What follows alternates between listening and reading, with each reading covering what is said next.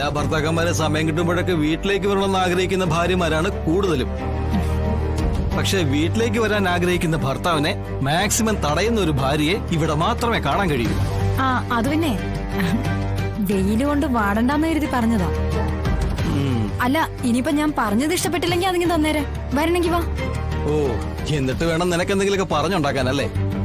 അപ്പോ ഞാൻ പറയുന്നതാണോ കുറ്റം? രോഹിത് കാണിക്കുന്നതിന് ഒരു കുറ്റമില്ലേ? ഞാൻ എന്ത് കാണിച്ചു എന്നാ നീ പറയുന്നേ? രോഹിത്തെ, നമ്മൾ എത്ര കാലമായി രോഹിത്തെ ഒന്നിച്ച് ജീവിക്കാൻ തുടങ്ങിയിട്ട്? ഇടയ്ക്കിടയ്ക്ക് ഫ്രൂട്ട്സ് വാങ്ങിച്ചു വരുന്ന പോലെ എന്തെങ്കിലും ഒരിക്കല് എനിക്ക് മാത്രമായിട്ട് രോഹിത് എന്തെങ്കിലും വാങ്ങിച്ചോണ്ട് വന്നിട്ടുണ്ടോ? ഉണ്ടോന്ന്? അപ്പൊ വെറുതെ അല്ല നീ കിടന്ന് ബഹളം ഉണ്ടാക്കുന്നല്ലേ? കാണിക്കുന്നതൊക്കെ മനസ്സിലാകാതിരിക്കാനേ ഞാൻ അത്ര മണ്ടിയൊന്നുമല്ല. ഹോസ്പിറ്റലിലെ കാര്യങ്ങളൊന്നും ഞാൻ പിന്നെ പറഞ്ഞറിയിക്കേണ്ട കാര്യമില്ലല്ലോ. ഓറഞ്ച് പൊളിച്ചു കൊടുക്കുന്നു എന്നാ പിന്നെ വായിലോട്ട് അങ്ങ് വെച്ചു കൊടുക്കാൻ പാടില്ലായിരുന്നു. ശ്യാമേ, നീ നിന്റെ സ്വന്തം ചേച്ചിയെ കുറിച്ച് പറയുന്നുള്ള ഓർമ്മ നിനക്ക് വേണം. ആരായാലും എനിക്കെന്താ? തെറ്റ് കണ്ടാ ഞാനത് തെറ്റാണെന്ന് തന്നെ പറയും.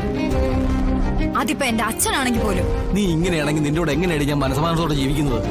അല്ലെങ്കിലും മനസ്സ് കള്ളത്തരമുള്ളവർക്കേ നല്ല രീതിയിൽ ജീവിക്കാൻ പേടിയായിരിക്കും. എപ്പോഴാ കൈയോടെ പൊക്കുന്നെന്ന് പറയാൻ പറ്റില്ലല്ലോ. നീ നന്നാവില്ലടി, ഒരിക്കലും നന്നാവില്ല. ആരുടെ കൂടെ ചേർന്ന് പോകത്തുമില്ല. കാരണം നിന്റെ മനസ്സ് അത്രയ്ക്ക് ദൂഷിച്ചതാ. വിഷവാടി നിന്റെ ഉള്ളിലുള്ളതെല്ലാം. അത് ഒരു കാലത്ത് മാറാനൊന്നും പോകുന്നില്ല. അതൊന്നും നിന്നേ, ഇപ്പൊ വരാവേ.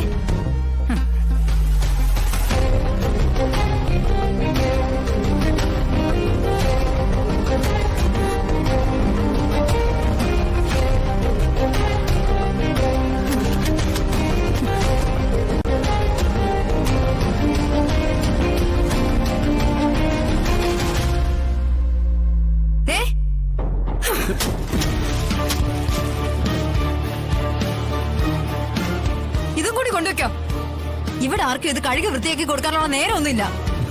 അഹങ്കാരമടി നിനക്ക്. ഈ അഹങ്കാരത്തിനുള്ള മറുപടി നിന്റെ കാരണം നോക്കി ഒരു അടിയാ. നീ എന്നെ കൊണ്ടത് ചെയ്യിക്കരുത്, കേട്ടല്ലോ? എന്താ എന്താ ഇവിടെ കണ്ടില്ലേ സൈ കിടക്കുന്നേ?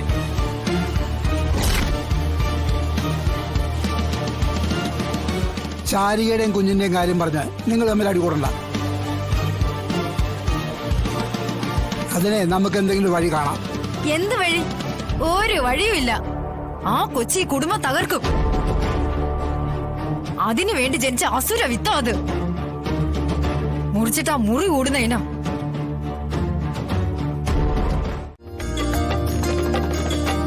ओम जय जगदीश हरे स्वामी जय जगदीश हरे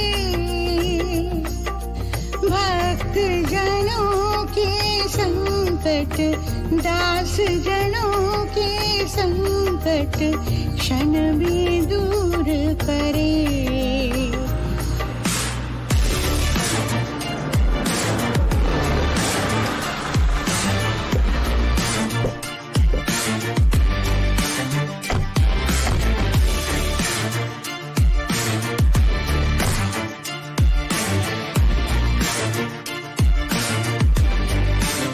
ഞാൻ നോക്കി നിൽക്കുകയായിരുന്നു.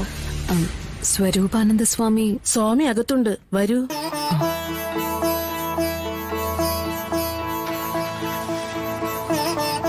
നമസ്കാരം സ്വാമി. നമസ്കാരം. ശാലിനി. മനസ്സിലായി. ഇവരുടെ കാര്യമാണ് പറഞ്ഞിരുന്നത് അല്ലേ? അതെ. നന്മയുടെ വഴി തിരഞ്ഞെടുക്കുമ്പോൾ പലപ്പോഴും പല പ്രതിസന്ധികളെയും നേരിടേണ്ടതായി വരും. അതിൽ പതറാതെ മുന്നേറുമ്പോഴാണ് നമ്മളതിൽ കൂടുതൽ വിജയിച്ചു എന്ന് പറയപ്പെടുന്നത്. സർവേശ്വരന്റെ ചില പരീക്ഷണങ്ങളുണ്ട്. അതിനെ മറികടക്കാൻ നമ്മളെ കൊണ്ടാവില്ലല്ലോ. പ്രാർത്ഥിക്കുക. ഇനിയുള്ള നാളുകളിലെങ്കിലും അദ്ദേഹത്തിന്റെ പരീക്ഷണങ്ങളിൽ കൊണ്ടുചെന്ന് എത്തിക്കരുത് എന്ന് മനമുരുകി പ്രാർത്ഥിച്ചാൽ കേൾക്കാത്ത ഈശ്വരന്മാരില്ല. ഇന്നെല്ലാവർക്കും അവനവന്റെ കാര്യങ്ങളാണ് മുഖ്യം. സ്വാർത്ഥതയും മത്സരബുദ്ധിയും അതിന്റെ ഭാഗമായി മറ്റുള്ളവരെ സ്നേഹിക്കുന്നതും സേവിക്കുന്നതും ദുർബലമായിട്ടാണ് പലരും കാണുന്നത്. അതിനൊരു അപവാദമാണ് കളക്ടർ ശാലിനി മാഡം. മനസ്സിൽ നന്മയുള്ളവർക്ക്, സഹാനുഭൂതിയുള്ളവർക്ക് ഈശ്വരൻ കണ്ടുവച്ചിരിക്കുന്നത് സ്വർഗരാജ്യം തന്നെയാണ്. സ്വാമി, ഇവർക്കുള്ള താമസമൊക്കെ അക്കോമഡേഷന്റെ കാര്യങ്ങളൊക്കെ നോക്കുന്നത് സുഹാസിനി ദേവിയാണ്. നമുക്ക് ഭജന ഹാളിലേക്ക് ഇരിക്കാം. വരൂ. വരൂ. ആ. ॐ जय जगदीश हरे स्वामी जय जगदीश हरे भक्त जनों के संकट दास जनों के संकट क्षण में दूर करे ओम जय जगदीश हरे जो ध्यावे फल पावे दुख विन से मन का पावे दुख विन से मन का സുഹാസിനി ദേവി, സുസ്മിതയുടെ പുനർജന്മം. അപ്പൊ ഈ ആശ്രമത്തിന്റെ കാര്യത്തിലും സ്വരൂപാനന്ദ സ്വാമിയുടെ കാര്യത്തിലും ഒരു തീരുമാനമായി.